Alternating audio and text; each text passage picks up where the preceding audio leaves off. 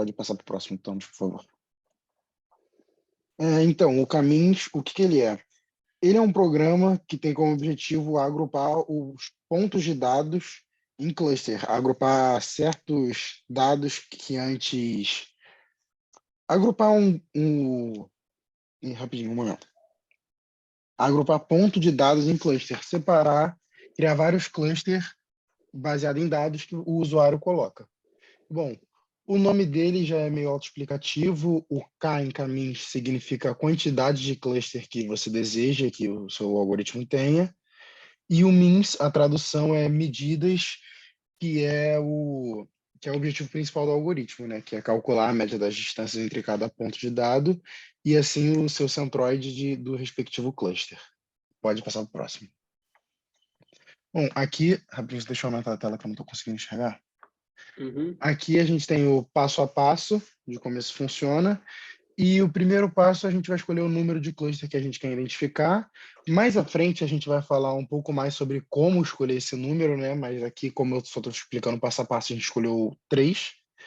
E, bom, ali nessa primeira imagem, a gente tem os objetos espalhados. E na segunda, a gente escolheu aleatoriamente 3 lugares para colocar o cluster. A gente tem o cluster azul, o verde e o amarelo colocados em lugares aleatórios. No terceiro passo, a gente mede a distância entre o primeiro ponto e os 3 clusters, para saber ali, o primeiro ponto para o azul tem pouquinho, para o verde já aumenta, e para o amarelo laranja já é bastante coisa. E na quarta etapa, a gente vai colocar o primeiro ponto junto do cluster mais próximo. Então, o primeiro ponto está mais próximo do azul. E a gente também vai fazer isso para todos os outros clusters, todos os outros pontos, como mostra na imagem. O verde está mais perto do verde, e acaba que o amarelo ali agrupa uma maioria de pontos pela localização dele. E depois, o que vai ser feito é o cálculo da média para determinar a posição do centroide do cluster. E agora o Tomás ele vai falar um pouco mais a fundo sobre essa parte. Então, aqui só mostrando em 2 dimensões o resultado do algoritmo, como que uma clusterização boa apareceria. Então, vamos começar aqui com o problema do Caminhos. O problema de Caminhos, na verdade, é um problema de otimização. Dado um conjunto de N observações, a gente quer particionar o conjunto em subconjuntos, tal que a gente minimiza a distância das observações e o centroide dos clusters que representam. Então, a gente quer atribuir N pontos para K clusters, a gente escolhe o K, tal que a gente minimiza a distância das observações e o centroide. Tem 2 problemas que são equivalentes a essa minimização, então a gente pode também olhar a variância interna de todos os clusters, isso é igual a minimizar a distância das observações e os centroides dos seus respectivos clusters, e isso também é equivalente a maximizar a distância entre pontos de diferentes clusters. Então, a gente resolvendo qualquer um desses problemas, a gente resolve o caminho de forma exata. Agora, por que a gente não quer resolver o caminho de forma exata? Porque para qualquer dimensão, para qualquer dimensão maior que 2, eu errei, eu botei K ali, era D, o problema é NP difícil. Então, o exemplo que o Cauã mostrou era em uma dimensão. Nesse caso, a gente consegue resolver em tempo linear com programação dinâmica. Mas quando a gente tem uma dimensão maior, provavelmente não existe uma solução com tempo polinomial, a menos que P igual a NP. Isso aí é muito improvável, pelo que a maioria das pessoas acham. Então, obviamente, para grandes quantidades de dados, não é prático a gente buscar o mínimo global desse problema. Como a gente mostrou na apresentação anterior, uma coisa que é quadrática ou cúbica, às vezes já não é suficiente para grandes volumes de dados. E aqui a gente está falando de uma coisa não polinomial, então é um problema muito mais complicado a gente resolver de forma exata. Então, o que a gente faz? Obviamente, a gente tenta resolver de forma iterativa, a gente tenta resolver de forma aproximada. Então, vou começar com o Naive Caminhos, que é o algoritmo que o Cauã mostrou uma execução em uma dimensão. E para a gente ver a execução desse algoritmo, a gente tem que considerar que o conjunto de observações x1, x2, xn representa pontos no espaço euclidiano. Ou seja, a gente está falando só de atributos numéricos no momento. E quando isso é o caso, a gente tem um algoritmo aproximativo que é mais ou menos linear, que é n vezes k, sendo que a gente escolhe o k. E n é a quantidade de pontos. Então, inicialmente, a gente precisa escolher k pontos distantes que vão representar os clusters. E para cada ponto P que não é representante, a gente vai escolher o representante mais próximo, computar o centroide entre esses dois pontos e adicionar o P agora que a gente computou esse novo representante. E a gente vai iterativamente criar os clusters assim. O problema disso é como que a gente define pontos distantes, porque a gente precisa considerar pontos que são mutuamente distantes entre si, não é só uma questão de maximizar a distância entre dois pontos. Para saber os k pontos mutuamente distantes entre si, para resolver esse problema de forma exata, a gente precisa usar um algoritmo chamado reverse KNN. Isso é um algoritmo que roda no mesmo tempo que o algoritmo que a gente está querendo. Então, não é ideal a gente dobrar o tempo de execução para resolver uma coisa que a gente pode resolver heuristicamente. Para resolver isso heuristicamente, especialmente se a gente tem um conjunto de dados muito grande, não faz sentido a gente resolver de forma exata esse passo que é simplesmente a inicialização do nosso algoritmo. Então, para usar uma heurística, a que é mais considerada é a amostragem aleatória. A gente começa com um ponto aleatório, a gente escolhe do espaço euclidiano dos nossos pontos, e a gente primeiro considera o outro ponto mais distante desse. Então, agora a gente tem 2 pontos, se k for igual a 2, acabou aí. Mas se k for igual a 3, por exemplo, a gente precisa escolher mais um ponto. Para escolher esse terceiro representante, a gente vai olhar a distância mínima entre todos os outros pontos e esses 2 pontos. Então, a gente vai olhar a distância entre um k e todos os pontos e o outro k e todos os pontos e vai pegar o ponto mais distante com a menor distância mínima entre os dois. Então, a gente vai olhar... Isso não vai ser exatamente o resultado do reverse KNN, a gente não está resolvendo de forma exata, mas é bom o suficiente para o que a gente está querendo realizar. Agora, uma vez que a gente sabe como fazer o algoritmo, a gente precisa calcular um valor de k, a gente precisa saber quantos clusters a gente quer. Não tem um jeito matematicamente ideal da gente decidir isso. Isso é mais uma intuição, mas a gente quer, geralmente, que nem a imagem no canto direito inferior, criar clusters de boa qualidade. Quando a gente chama boa qualidade, é isso. A gente fala de coesão interior e separação máxima entre os clusters. Em alguns casos, é óbvio quantos Ks a gente tem, quantos clusters a gente vai ter. Se a gente quiser, por exemplo, a gente tem um conjunto de características que identificam cachorros e a gente tem uma lista de raças que a gente quer identificar. Nesse caso, K vai ser o tamanho da lista de raças, porque isso, nesse caso, é intuitivo. Mas em muitos casos, a gente não faz ideia quantos conjuntos vai ter. Então, a gente consegue usar alguma medida de qualidade, como diâmetro ou raio de um cluster. O diâmetro é a distância entre os 2 pontos mais distantes dentro de um cluster, e o raio é a distância máxima entre um ponto e o centroide do cluster. A gente pode, nesse caso aqui, esse gráfico considera o diâmetro como a métrica de qualidade, e o que a gente faz para gerar esse gráfico é que a gente vai rodando com um K iterativamente maior. Então, a gente tenta com um conjunto, depois com 2, 3, 4, e o que a gente vai geralmente observar é uma curva tipo essa. Então, no ponto de inflexão da curva, mais ou menos, vai ser o valor ideal de K, porque a gente vai ter como se diz, diminishing returns. A gente botar mais K não vai dar tanto mais qualidade para a gente, e então a gente já chegou num número bom o suficiente. Esse método se chama ELBOW, para quem quiser pesquisar mais. Agora, o naive K-means é bom para certas situações, mas quando a dimensão é muito alta, ele não funciona tão bem. Então, existe esse outro algoritmo, Bradley, Fayad, Reina, conhecido como BFR, que é feito para clusterizar dados no espaço euclidiano de alta dimensão. Para fazer isso, ele assume que os clusters são normalmente distribuídos relativo aos seus centroides e ele é inicializado da mesma forma que o naive K-means. A gente começa escolhendo representantes randômicos buscando maximizar a distância mútua entre eles.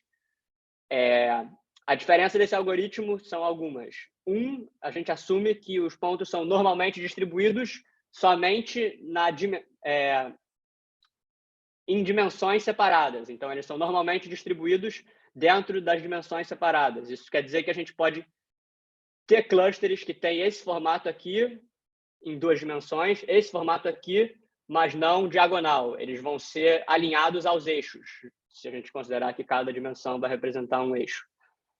E a gente vai processar os pontos em pedaços. Então, a gente vai usar a memória do computador para, se todos os pontos estiverem em disco, a gente vai fatiar eles de uma forma que as fatias cabem na memória e a gente vai processar os dados nessas fatias.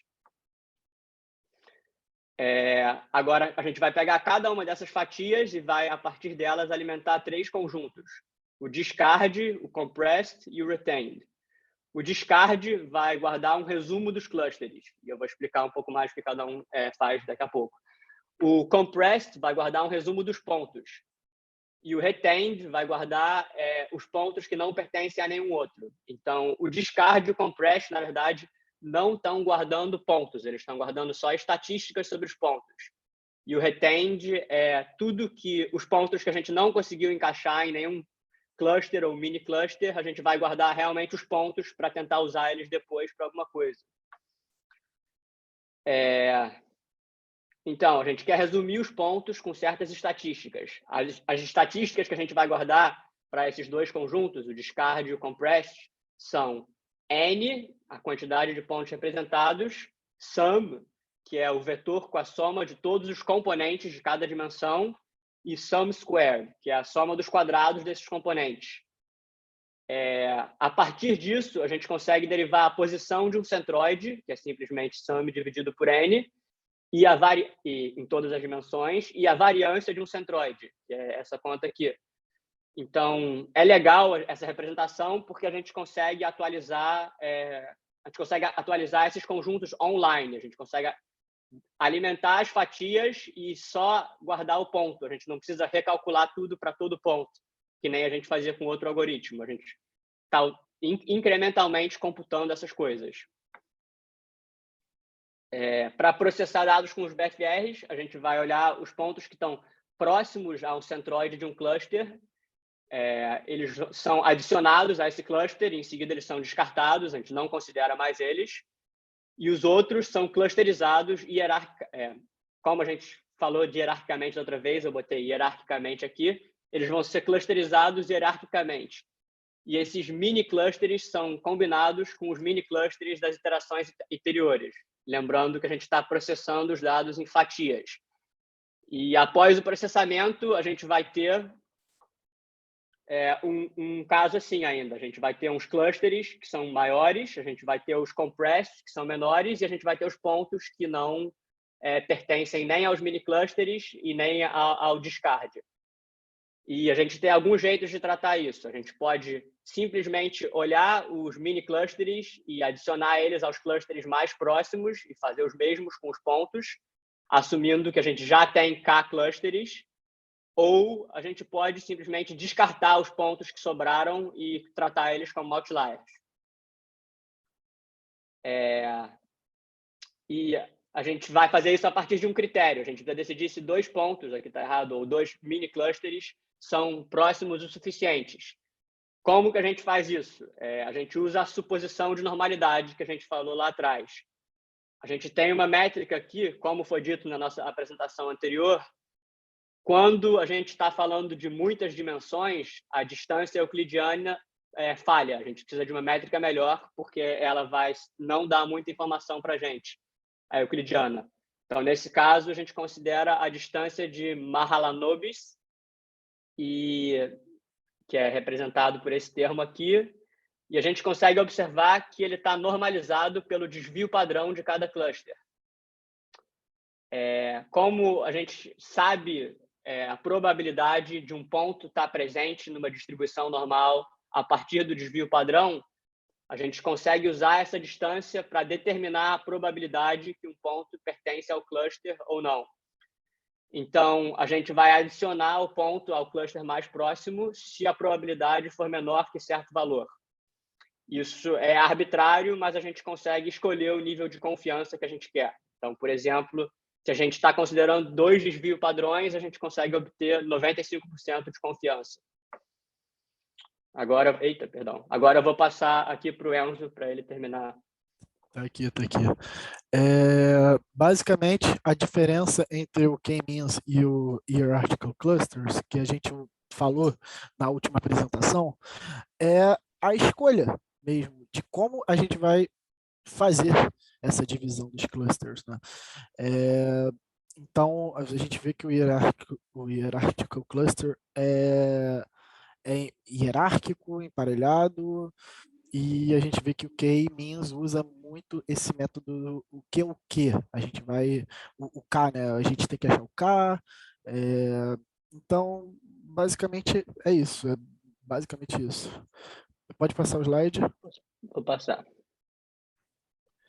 Agora, o K-means nem sempre está nas melhores situações para a gente fazer. Então, por exemplo, aqui no plano cartesiano 2D, para a gente calcular o K-means, a gente tem que usar a gente plota, né? E a gente tem que usar o Teorema de Pitágoras, fazer um negócio bem básico, para achar o ponto mais próximo, o ponto ali que a gente vai, depois disso, a gente vai recalcular o centro de cada cluster e para a gente achar esse resultado. E passando o slide, tem outro exemplo de outra situação que a gente pode usar o K-means, que é no heatmap. E a gente tem que calcular a distância, independente. Mas nesse caso, exemplo, a gente usa essa fórmula e conforme vai aumentando as variáveis, a gente vai aumentando assim mesmo. Como, caso sejam mais de 3 variáveis, é só adicionar mais uma ao quadrado dentro da raiz. E para facilitar também o cálculo do heatmap, tem muitas pessoas que plotam o gráfico no plano cartesiano 2D. E aí fazem da maneira que eu comentei antes. Pode passar? Ok. Como todo sistema de clusters, ele tem falhas. Não necessariamente falhas, mas problemas. A inicialização, se não for feita da maneira adequada, pode ser que não chegue no resultado que você queira, ou no resultado que você está querendo. Enfim, desinteressante, né? O Thomas até falou sobre identificar o número ideal de K, né? E é uma tarefa também meio subjetiva, e você tem que avaliar sempre qual número de K vai fazer uns clusters melhores ou não. A limitação para lidar com dados, né? Então, como eu falei, os dados podem vir de várias formas, tamanhos, e talvez K-means pode não ser a mais adequada, pode ser o hierárquico clustering, pode ser outras formas. Enfim, e a presença de outliers, que ali embaixo até botei o que é, para quem não sabe, né? Que é um dado que se distancia muito dos demais. Então, até mostrei um exemplo ali pequenininho, tem um dadinho ali, bem pequeno, e uma parte grande, assim, concentrada ali no topo do gráfico. E, basicamente, afeta muito a posição dos centros dos clusters. Então, antes de aplicar o K-means, geralmente as pessoas removem os outliers ou deixam para usar outras técnicas. Como eu falei, tem várias outras técnicas que a gente pode usar. E, enfim, pode passar. E basicamente é isso. É o material didático que a gente usou para fazer a apresentação, estudar. E é isso a apresentação. Tá bom. Valeu, obrigado, gente. Obrigado a vocês. Apesar dessas coisas todas desses problemas todos que o Enzo apresentou, o K-means é algo bastante popular. Na verdade, aqueles algoritmos de Product Quantization que o grupo 6, os grupos 6 apresentaram há um tempinho atrás, eles são baseados, no fundo, no caminhos. Só que aí, você rodar o caminhos para um número muito grande de vetores, você acaba tendo que fazer uma amostragem dos vetores, no conjunto de vetores. Então, tem uns algoritmos de caminhos que são baseados, na verdade, diretamente em cima das amostras. E acaba funcionando. Tá bom? Bom, eu vou parar aqui para separar